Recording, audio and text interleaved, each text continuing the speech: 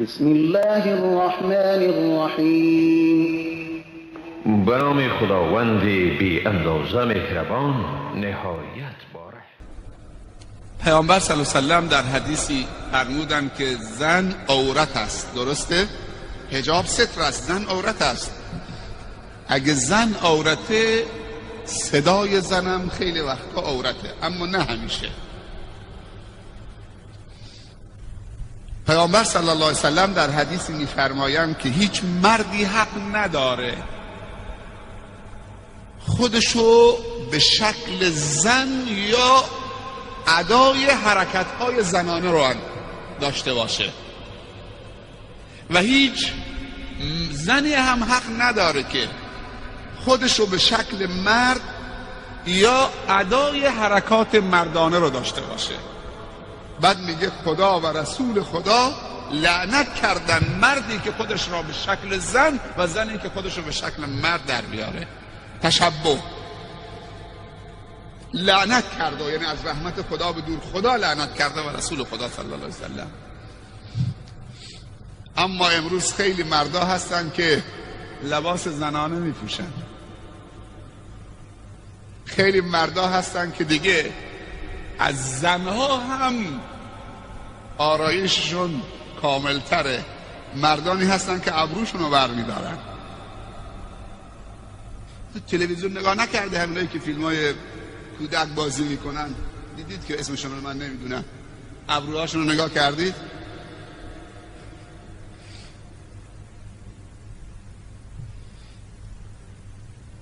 خیلی از مردا هستن موهای سینه‌شون رو با مواد خاص میزنن.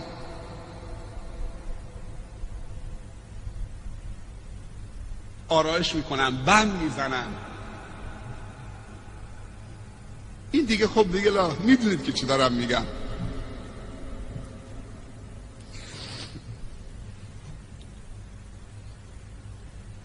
و خیلی از زنها هستن که لباس مردانه میپوشن و الان رسمه که خیلی از زنهایی که خودشونو به شکل مرد در میارن میرن پیش طبیب و پزشک، یک سری جراحی هایی میکنن، سینه هاشونو بر میدارن. طب چقدر بی ارزش شده. من همین سفر قبلی که تهران بودم تو رمضان دیدم خیلی از زنا بینی هاشون تو فرودگاه که می آمدن کسب زده بودن. یه مورد، دو مورد، بعد دیدم نه یک مورد، 10 مورد و 20 مورد و سبحان الله. بعد که متوجه شدم سوال کردم، گفتن اینا ظاهرا جراحی پلاستیک میکنن، یعنی به بینی خودشون که خدا دادیه. خیلی چیزای دیگه که آدم شرمش میشه.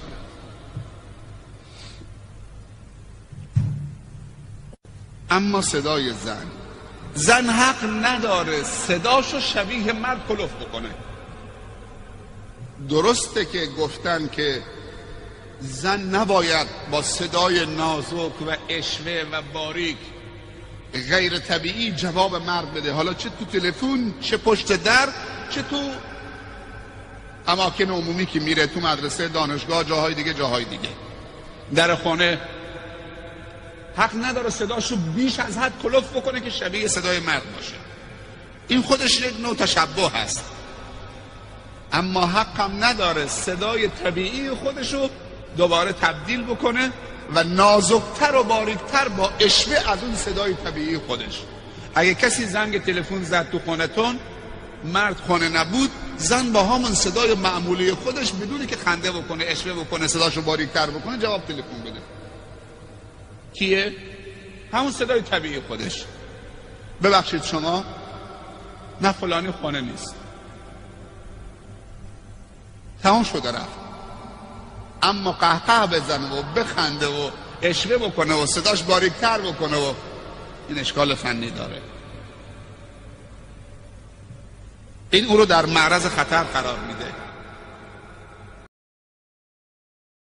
گفت بارالله من پدر و مادر پیری داشتم. خوب دقت بکنید. بارالله من پدر و مادر پیری داشتم و گله گاو و شتر و گوسفند داشتم، عیالوارم بودم، بچه داشتم. هر روز میرفتم گله رو میوردم صحرا، شیر رو میدوشیدم، میآوردم. قبل از این که به بچه هام بدم، اول به پدر و مادر پیرم میدادم تا اونها بخورن بنوشن، از من راضی باشن. بعد به بچه ها و فرزندانم میدادم. تا اینکه یکی از روزها رفتم صحرا دنبال گله. وقتی آمدم که شب شده، هوا خیلی تاریک شده، مقداری از شب گذشته، بچه ها گرسنه‌اند، همه گریه میکنن. شیر تو دستم آوردم، دویدم به طرف پدر و مادرم که هر دوتا خواب رفتن، انتظار کشیدن، خواب رفتن. بچه ها فریاد میزنن، گریه میکنن بابا شیر بده. من همینطور لیوان شیر یا اون ظرف شیر رو تو دستم گرفتم، ایستادم، به بچه هام ندادم که اول پدر و مادرم رو راضی بکنم. و این دوتا همینجور تو خواب بودن، بیدار نشدن تا وقت سحر بیدار شدن که من ایستادم سر پا، ظرفم تو دست منه. بعد گفتم بابا شیر بگیر، مادر شیر بگیر بخور. و پسرم تو ایستادی، و معذرت میخوام وقت من آمدم شما خواب بودید، شیرتون رو بگیرید بخورید. خوردن، تشکر کردن. گفت بارالله، اگر احترام پدر و مادر، خدمت پدر و مادر، نیکی به پدر و مادر، احسان به پدر و مادر، رضای پدر و مادر رضای توست و خدمت به اونها رضای توست و دستور توست، تو دستور دادی که من به پدر و مادرم اکرام بکنم، احترام بکنم. خدایا اگر این کار رو من به خاطر رضای تو کردم، مشکل ما رو حل بفرما. هنوز دستش پایین نیامده بود که صخره جابجا شد. پیامبر صلی الله علیه و سلم در حدیث دیگر میفرمایند پله منبر رو میشمرد، گفت آمین آمین آمین. 3 تا آمین گفت، 3 تا پله منبر که رفت بالا. صحابه تعجب کردن این 3 تا آمین مال چیه؟ جواب داد، اولین آمینی که گفتم جبرئیل آمد، گفت ای رسول خدا صلی الله علیه و سلم، از رحمت خدا به دور باد، محروم باد کسی که پدرش یا مادرش یا پدر و مادرش در حیات باشن، سبب آمرزیده شدن گناهان اون پسر نباشن. و این پدر و مادر از دنیا ناراضی از فرزندان از دنیا برن و فرزندانشان در حیاتشان آمرزش از خدا نگیرن به وسیله پدر و مادر. یعنی پیامبر میفرمایند صلی الله علیه و سلم پدر و مادر وسیله‌ای است که انسان بتواند از خدا آمرزش بگیره. ولی پدر و مادر رفتن، این فرزند آمرزیده نشد. بگو آمین. گفتم آمین. و علما میگویند دعای پدر و مادر در حق فرزند، دعای خیرش مثل دعای نبی در حق امتش هست. و نفرین پدر و مادرم نفرین خطرناکی است. و امروزه اکثر جوانان از پدر و مادرشون بیزارند،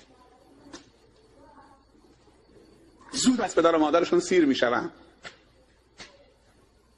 هنوز پدر و مادر جوانند، افتاده نشدن، سیر شدن.